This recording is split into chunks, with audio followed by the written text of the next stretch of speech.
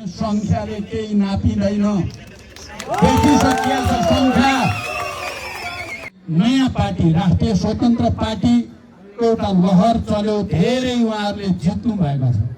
मेरो मनमनमा के लाग्छ, त्यो पार्टीको जिम्मा पनि मैले नै लिनुपर्ने छ भन्ने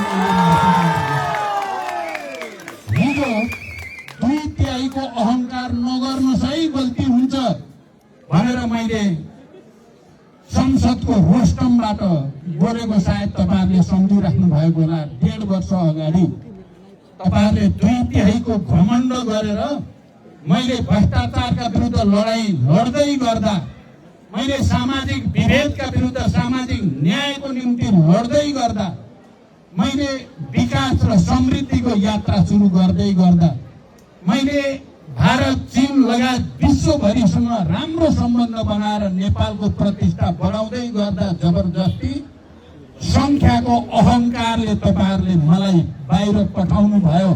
मैले त्यही बेलामा चुनौतीको साथ भनेको थिएँ, संख्याले केही नापिँदैन। देखिसकिएको छ संख्या।